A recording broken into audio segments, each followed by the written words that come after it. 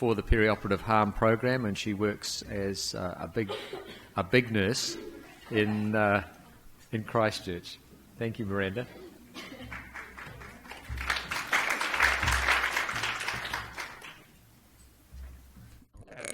May have been very tall. My part of my talk, or what I'm going to get you to do, is looking at communication. And one of the things I found moving around the country, and particularly even in my own theatres with the resistance, like Mike was talking about, the introductory piece of the checklist. Everybody introduces themselves. It differs greatly, and its necessity differs greatly. If you work in an operating theatre where you work with the same people every Tuesday, you've known the surgeon and the anaesthetist, which feels like half your life. You talk about your kids, the sports, all those sorts of things. It kind of seems a little bit uncomfortable to actually say, oh, hi, I'm Miranda, I'm the scrum nurse for the day, which is what you've done for the last 15 years. But then you come to the other extreme where you work in a large tertiary hospital in a specialty that some days you have to run 8 theatres, so you've got, if you're lucky, 2 of your nurses that are really good at that and sort of like a ring-in. So I'm just sort of talking about the opposite. So what I'm trying to look at in the beginning is why communication is reported. And as you can see up here, this is the data of why we think communication is important. So tomorrow, when you go back to your theatres, you might look at slightly differently about this piece about how you introduce yourselves. And we know it's important because the communication is the most important part of the safety. I don't think there's anything in the checklist that before the checklist that we didn't do except the piece about introducing ourselves formally. And yet this is probably the most important part when an emergency happens, that people know who you are. And the emergency can be horrendous, or the emergency can be just, oops, I've forgotten to get something. And so by asking somebody by name, you can do these things. So we need to. So some of the things we need to do is to make sure that the communication is heard, or that the person that you are trying to communicate receives what you want them to receive. So I just have a little exercise for you. You'll find on your tables in front of you that you've all got 2 of these cards. Now the first one you need to do sort of quietly, because hopefully that you're going to have a friend with you, somebody that you know, that you can fill in these cards. If you happen to be all on your very own, I'll let you make it up from somebody at work or your partner or something. But just quickly answer those questions. This is not a scientific study, so it doesn't take you very long.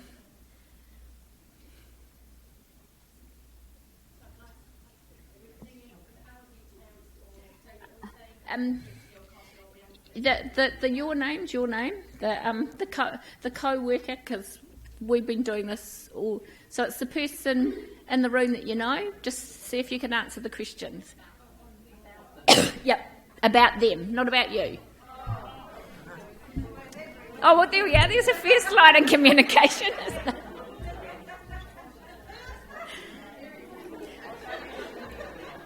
The intelligent part of me would say, why would I ask you a question about whether you knew if you were left or right-handed? But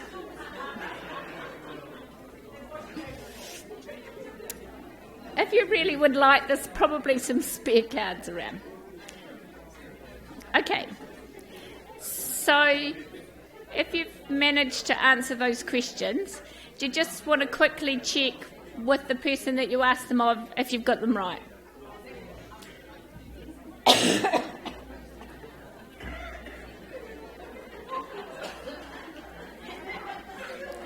Okay. So moving along, hands up those who got 4 out of 4 for their person. Okay. Who got 3 out of 4? Right. Do I need to start again? Who got 4 out of 4? Right. Yeah. That looks a little bit more like what we've had in the past 2 days. Who got 3 out of 4 right? Well done. Who got 2 out of 4 right? And who got 1 out of 4 right? You probably don't. So part of this, so as a good communicator, part of this exercise is that even though when we go to work every day, we know about, we work with Susie on a regular basis, but do we really know enough about Susie without answering the questions? So the second one was take a couple of minutes to ask somebody that you don't know the same questions.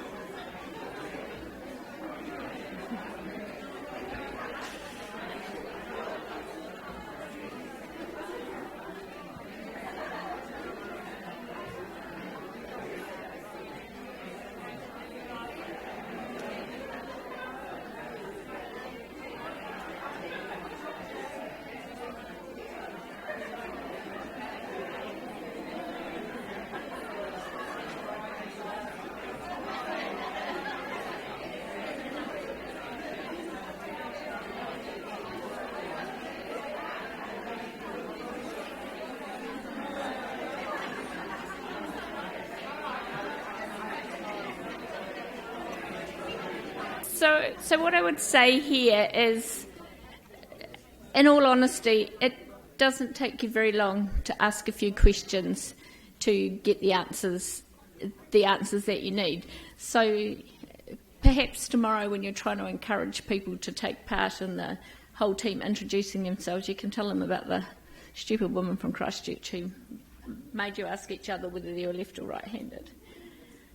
So in the operating theatre, there are things that hamper communication and there are things that improve communication. And working on from, quite a lot about what Mike said, it's about, it's really about the culture of communication. So the next thing we're going to do, and I ran into trouble in Wellington because I didn't explain myself clearly, is that I want you, in your tables, you'll find that you should have 4 pieces of paper and 3 different coloured pens, because I know that nurses particularly like to write in different colours. So what I want you to do is, on 2 of the pieces of paper are for Ian's exercise, so please don't use them all up. It's to discuss what you think hampers communication in the operating theatre, in your operating theatre. So it's about general communication, more about the communication that we're having at the moment with the standard checklist, because otherwise I'll steal some of Ian's thunder for the next bit. And then the other piece is what improves it, and that could be things you might want to talk about, the things that you've done to get past some of the naysayers. So I'll give you. You won't get as long as we did in the last couple, but I'm sure. And then what we're going to do is Catherine will wander around with the microphone and we'll get you to feedback some of the things that you've done. Okay? Okay. I'm sure you would like to have lots more time to chat, but we'll work on a bit more of this. So I'm going to get Catherine to hand the microphone around. Who wants to start? Kind of like the talking sticks. If we could look at the things that hamper. So if each table gives us one thing. So if you're at the beginning, you get to give us the best thing, and if you're at the end, you're either going to say they're all the things we came up with. So it's quite quick. So start there. So yeah. Distraction. So if the anaesthetist is putting in lines, or there's a phone call, cell phone goes off with the surgeons, people's busy over there, so actually... Oh, do you want the positive as well? No, just the negative. Distraction. Yeah, distractions. Okay, great. There you are. It's coming to you. When you're talking to other people, the use of jargon, so making sure that you're using plain English. Excellent.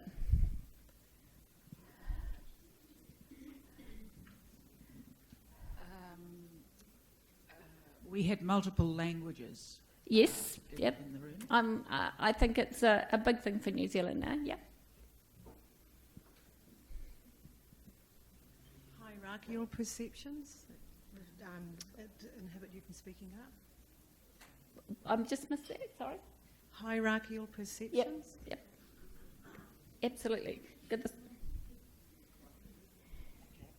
We chose cognitive dissidence. Because they come from Waitemata.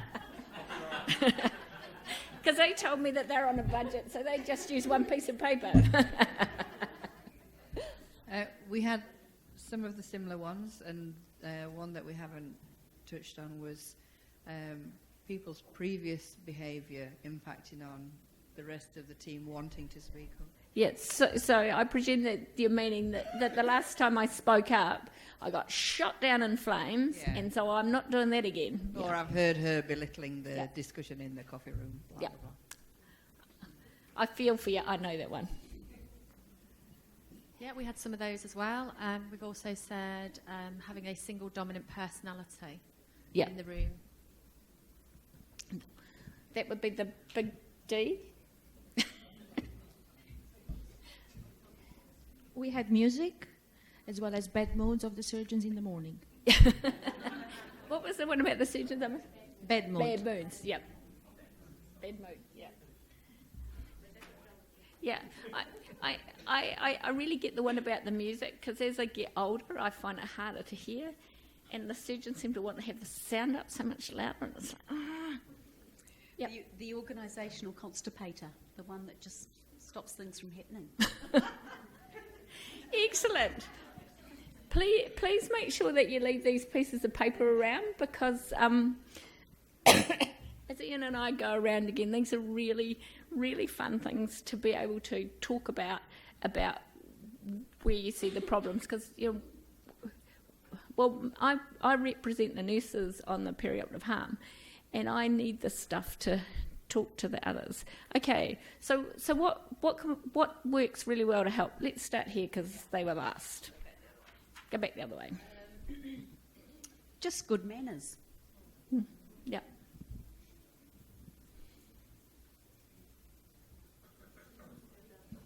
The pressure of the workload, so very heavy lists. So is that a positive? Sorry. Just behind that, so just doing the briefing in the morning and allowing everybody to say their bits. Okay.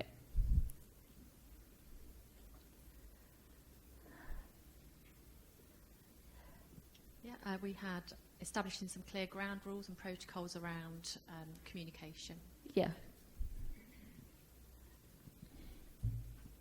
We didn't really get enough time to discuss this bit, but we did touch on enabling people to lead the discussion, so people who wouldn't normally speak up because of those hierarchical differences, maybe outside of the theatre setting, having some training or teaching.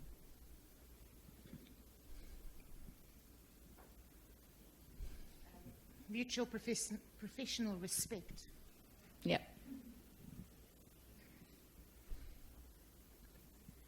At Counties Manukau, we've introduced a senior nurse's role into the operating room, and that nurse now takes a leadership role, and she takes an ownership and accountability role, and so will take charge and hopefully address some of those problems.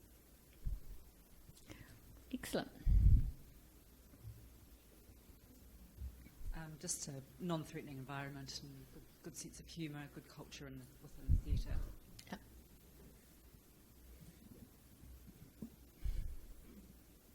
We had familiarity with both the procedure and with the team involved.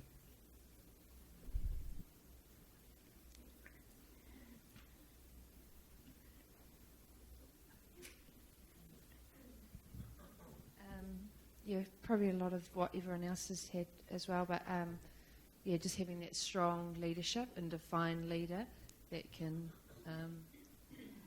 run it clearly.